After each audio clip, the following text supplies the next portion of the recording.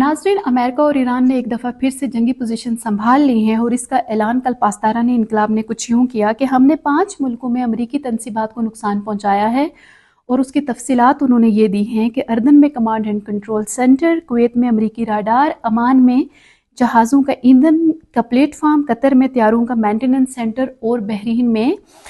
फ़ौजी अहदाफ को निशाना बनाया है। और उसके चंद घंटे के बाद अमेरिकन सेनेट काम की तरफ से ये अनाउंसमेंट होती है कि हमने जवाबी कार्रवाई करते हुए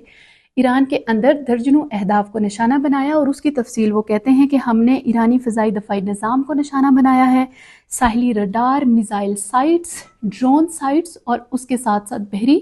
कश्तियों को भी निशाना बनाया। नाज़रीन, एक जब फिर से खित्ते में जंग के मंडलाते हुए बादल, और मेरा एक सवाल है,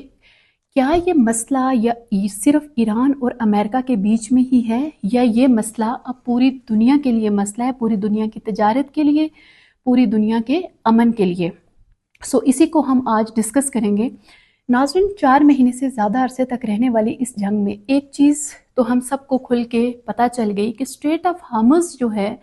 वो एक ऐसी तलवार है कि जो बहुत लंबे अरसे तक, उस वक़्त तक जब कोई मज़ीद स्ट्रिक्ट किस्म के बैनुल-अक़वामी क़वानीन को मुतारिफ़ नहीं करवाया जाता, जब कोई नया रोड मैप, कोई नया फ्रेमवर्क नहीं बनाया जाता, उस वक़्त तक ये स्ट्रेट ऑफ हार्मज़ एक इस किस्म की तलवार है जो हम सब central Asia, middle east, south Asian countries के सर पे हमेशा लटकती रहेगी। और अगर ये हमारी गर्दन काट ना भी सके तो ये चलती हवाओं के साथ हमें ज़ख्मी ज़रूर करती रहेगी। और ये हमें किस हद तक ज़ख्मी करेगी वो डिपेंड करेगा कि उस वक़्त हवाओं का रुख कितना है, किस तरफ है, और आंधियों के अंदर उस वक़्त इंटेंसिटी कितनी है।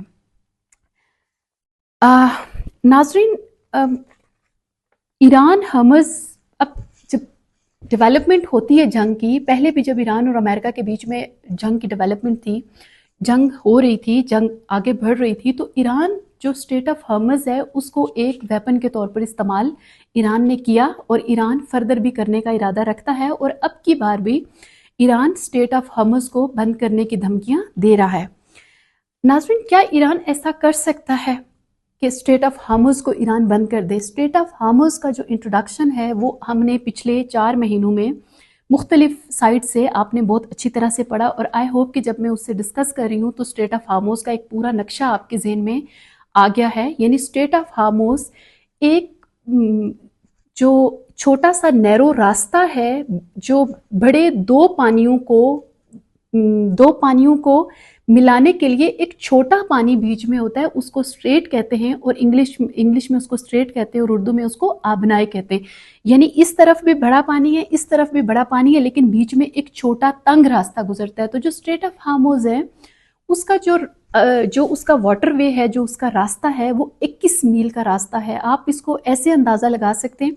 कि एक बड़ा ऑयल का टैंक वहाँ से गुजर सकता है, एक ऑयल का tank at the same time आ सकता है, और बीच में एक ऑयल टैंक की जगह बच सकती है। 21 मील का सिर्फ ये रास्ता है, और इससे रोज़ाना इससे दुनिया का 20% तेल गुजरता है, और रोज़ाना 2 करोड़ बैरल तेल वहाँ से गुजरता है। अब इस जो हमारे मुज़ाकरात की एफर्ट्स हो रही थी पाकिस्तान की तरफ से के बीच में से, उसमें एक चीज़ आपको बाहर सुनने को मिली कि ईरान हर दफ़ा स्ट्रेट ऑफ हार्मज़ को बंद करने की धमकी देता है। और हमने ये भी देखा कि ईरान अमेरिका इजराइल वार के दौरान स्ट्रेट ऑफ हार्मज़ को एज अ जंगी हथियार के तौर पर इस्तेमाल किया। अब क्वेश्चन यहाँ पे ये है कि क्या ईरान इस स्ट्रेट को बंद कर सकता है? इंटरनेशनल रिलेशंस जब हम पढ़ते हैं तो हमें हमारे टीचर्स ये बताते हैं, और हम अपने स्टूडेंट्स को ये बताते हैं कि जब आप इंटरनेशनल रिलेशंस के सब्जेक्ट में एनरोल होते हैं तो आप जज्बात एक साइड पे रख सकते हैं, क्योंकि अगर आप किसी एक साइड के साथ जज्बाती तौर पर एफिलिएट होंगे तो आप सूरत हाल का बारीक बीनी से मुशाहिदा नहीं कर सकते। अब जो इनके पास स्ट्रेट ऑफ हार्मज़ पे ईरान का जो कंट्रोल है, या ईरान उसको बंद कर सकता है, तो उसका एक क्वेश्चन है कि क्या स्ट्रेट ऑफ हार्मज़ कानूनी तौर पर ईरान बंद कर सकता है? तो उसका जवाब यह है कि स्ट्रेट ऑफ हार्मज़ को ईरान कानूनी तौर पर बंद नहीं कर सकता। इसकी जो तफसीलात हैं वो बैनुल-अक़वामी कानून के मुताबिक स्ट्रेट ऑफ हार्मज़ को बंद करना बैनुल-अक़वामी क़वानीन की खिलाफ वर्जी है, جو ہمارے پاس سمندروں کو مینج کرنے کے لیے ایک قانون ہے، United Nations convention on the law of the sea, اس کا آرٹیکل 37 یہ کہتا ہے کہ تمام ممالک کو یہ حق حاصل ہے کہ وہ ٹرانزٹ پیسج کے تھرو اپنی جو تجارتی سامان ہے یا اس کے علاوہ جو ان کی کسی بھی قسم کی سمندر کے تھرو جو ان کی آمدرفت ہے وہ یہ کر سکتے ہیں، اور کوئی بھی قانون، کوئی بھی ملک ان کی ٹرانزٹ پیسج کا حق ان سے نہیں چھین سکتا، یعنی کوئی بھی ملک کسی بھی اسٹیٹ کو کبھی بھی بند نہیں کر سکتا۔ آرٹیکل 37 کہتا ہے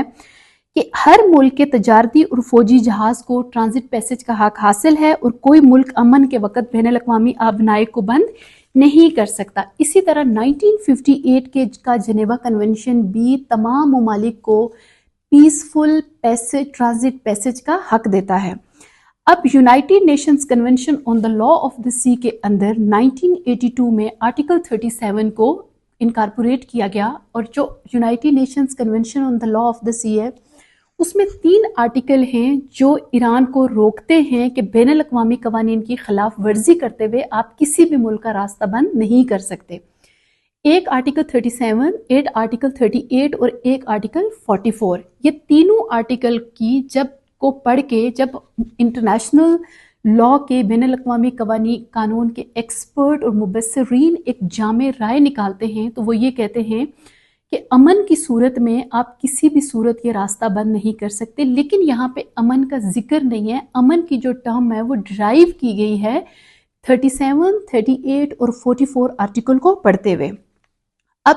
ان شکس کو 1982 میں انکارپوریٹ کیا گیا، اور اس کو انکارپوریٹ کیوں کیا گیا؟ کیونکہ یہ قانون بنانے والے جانتے تھے کہ دنیا کی 80% تجارت جو ہے وہ سمندر سے ہوتی ہے۔ It's not only about Pakistan, China, India اور بنگلہ دیش اور کچھ اسپیسیفک کنٹری ایران، پوری دنیا کی 80% تجارت جو ہے وہ سمندر سے ہوتی ہے۔ جو